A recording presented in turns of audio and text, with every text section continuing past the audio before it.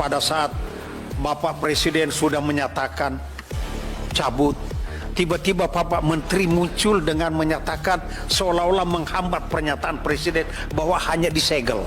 Bapak Menteri berada di mana, Pak ya? Kementerian belum bisa mengungkap pelakunya. Yang kedua, apakah kementerian sudah berkoordinasi dalam hal ini mungkin dengan pihak kepolisian untuk melakukan penyelidikan terkait hal ini? Saya ingin Pak Menteri ini sesuai dengan namanya harus bisa menunjukkan kesaktiannya, Pak. Itu kan ya kan. Apa arti sebuah nama gitu kan, Pak, nanti gitu.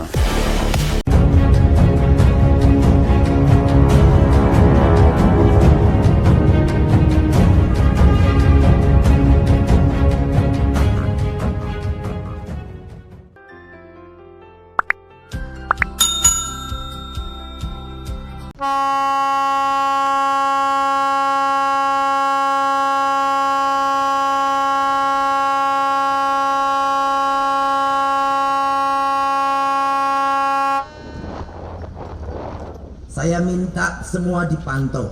Setiap kita dapat berita penangkapan kapal, itu penetapan penenggelamannya 1 minggu kemudian. Tidak ada 1 bulan, tidak ada 2 bulan, tidak ada apalagi 2 tahun.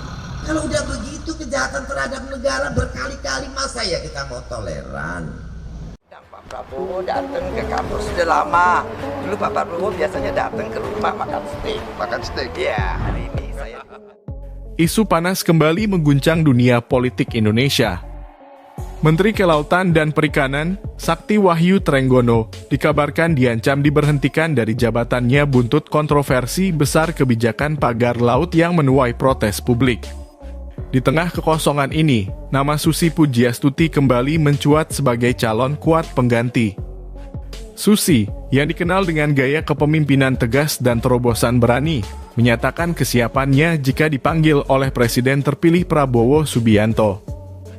Apakah ini pertanda kembalinya Susi ke panggung kabinet? Mari kita bahas lebih dalam. Kebijakan pagar laut yang digagas oleh Sakti Wahyu Trenggono awalnya bertujuan untuk menjaga kedaulatan laut Indonesia dari ancaman pencurian ikan dan perusakan lingkungan. Namun, implementasinya justru menimbulkan permasalahan serius. Pagar laut yang berupa instalasi penghalang fisik di beberapa wilayah perairan strategis telah memicu kerusakan ekosistem laut, mempersulit akses nelayan lokal, dan menelan anggaran yang sangat besar. Protes pun berdatangan, baik dari kalangan nelayan maupun aktivis lingkungan. Akibatnya, kebijakan ini dinilai gagal memenuhi tujuannya dan justru menjadi beban bagi sektor kelautan. Ketegangan ini memuncak hingga pemerintah mengambil keputusan besar untuk memberhentikan Sakti Wahyu Trenggono dari jabatannya. Ya ini kan ada tanah-tanah nih kan. Kalau dilihat dari atas, ini tambaknya. Nah kemudian ini dibuat suratnya. Kalau udah dibuat suratnya pasti dijual. Lah penambungnya siapa? Ini yang masih harus dipastikan lagi ya. Di tengah gejolak ini, nama Susi Pujiastuti kembali menjadi sorotan. Susi bukanlah sosok asing bagi dunia kelautan Indonesia. Selama menjabat sebagai Menteri Kelautan dan Perikanan periode 2014 hingga 2019, ia dikenal sebagai pendobrak lautan. Kebijakan penenggelaman kapal ilegal menjadi ciri khas kepemimpinan Susi yang dengan tegas menegakkan kedaulatan laut Indonesia. Saya minta semua dipantau. Setiap kita dapat berita penangkapan kapal, itu penetapan penenggelamannya 1 minggu kemudian. Tidak ada 1 bulan, tidak ada 2 bulan, tidak ada apalagi 2 tahun. Kalau udah begitu kejahatan terhadap negara berkali-kali, masa ya kita mau toleran? Selain itu, ia berhasil meningkatkan kesejahteraan nelayan dengan program pemberdayaan yang berbasis keberlanjutan. Hingga saat ini, Susi tetap konsisten dalam perjuangannya, aktif menyuarakan perlindungan laut melalui berbagai forum internasional dan media sosial. Tidak mengherankan jika masyarakat berharap Susi kembali memimpin sektor kelautan. Sebagai presiden terpilih, Prabowo Subianto memiliki visi besar untuk menjadikan Indonesia sebagai poros maritim dunia. Dalam beberapa kesempatan, Prabowo menyebut bahwa ia akan memilih figur-figur terbaik yang mampu membawa perubahan nyata. Susi Pujiastuti dengan rekam jejak dan keberaniannya dianggap sebagai sosok yang sesuai dengan visi ini. Ketika ditanya soal kemungkinan kembali ke kabinet, Susi menjawab lugas, "Saya siap jika negara memanggil. Laut adalah masa depan kita dan saya akan selalu ada untuk menjaganya." Namun, tentu keputusan ini ada di tangan Prabowo. Apakah Susi akan kembali diberi kepercayaan? Jika Susi Pujiastuti kembali menjabat sebagai Menteri KKP, ia tidak akan menghadapi tantangan yang mudah. Kebijakan pagar laut telah meninggalkan kerusakan ekosistem yang perlu dipulihkan. Selain itu, isu pencurian ikan, perizinan tambang laut, dan keberlanjutan sumber daya laut masih menjadi persoalan besar. Namun, banyak pihak optimis bahwa dengan kepemimpinan tegas dan pengalaman Susi, berbagai masalah ini dapat diatasi. Harapan besar masyarakat adalah terciptanya kebijakan yang tidak hanya melindungi laut, tetapi juga memberdayakan nelayan dan meningkatkan kesejahteraan mereka. Kembalinya Susi Pujiastuti ke KKP, jika terjadi, bukan hanya sekadar rotasi kabinet, melainkan langkah strategis untuk menyelamatkan sektor kelautan Indonesia. Namun, yang terpenting adalah bagaimana pemimpin baru KKP dapat menghadirkan kebijakan yang pro lingkungan, pro nelayan, dan pro kedaulatan. Apakah Susi akan kembali membawa terobosan seperti sebelumnya, atau justru akan muncul wajah baru yang mampu menjawab tantangan masa depan? Kita tunggu keputusan Presiden terpilih Prabowo Subianto. Hingga saat itu tiba, harapan kita tetap sama, laut Indonesia tetap terjaga, nelayan sejahtera, dan kedaulatan bangsa terjamin. Tidak banyak orang bisa melihat semua secara holistik, laut, security, dari pangan, dari security, dari juga kepentingan internasional. Assalamualaikum warahmatullahi wabarakatuh. Pemirsa, heboh akhir-akhir ini Menteri KKP Sakti Wahyu Trenggono terkesan membantah kebijakan yang diambil oleh Presiden Prabowo berkaitan dengan pembongkaran pagar laut. Di satu sisi Presiden Prabowo meminta atau memerintahkan agar TNI Angkatan Laut sesegera mungkin membongkar pagar itu. Tetapi di sisi lain Menteri KKP Trenggono meminta agar ditunda pembongkaran itu. Alasan Trenggono karena dia katanya sedang melakukan penyidikan terhadap siapa pemilik pagar tersebut. Namun alasan itu banyak mendapat tantangan dari publik. Publik seakan terkesan melihat Trenggono hanya sekedar mencari-cari alasan untuk menunda pembongkaran pagar yang sangat meresahkan itu. Dan publik melihat upaya mengulur-ulur pembongkaran pagar tersebut seperti ada hal lain yang membuat Trenggono tidak ingin membongkar pagar laut itu segera. Tetapi kelihatannya TNI Angkatan Laut tegas siap menjalankan perintah Presiden Prabowo dan langsung turun ke lapangan membongkar pagar yang menyemaki laut itu. Ketika Trenggono mendengar dari Bali bahwa TNI Angkatan Laut telah mulai membongkar pagar tersebut, dia kesal dan dia mengatakan, "Tunggu dong, jangan dibongkar dulu. Kalau dibongkar nanti bisa hilang barang bukti untuk penyidikan bagi pihaknya." Lagi-lagi publik heboh kerana alasan Trenggono sangat sulit bisa diterima akal. Dan bahkan malah publik terkesan melihat Trenggono seperti punya tujuan lain atau punya agenda lain untuk tidak membongkar pagar tersebut. Dan publik mengaitkan pagar laut ini dengan PIK 2. PIK 2 di sana tentu adalah Aguan. Aguan orang tahu punya kedekatan yang sangat dekat selama ini dengan Jokowi, mantan presiden. Sedangkan Trenggono diketahui oleh publik adalah orang kepercayaan Jokowi.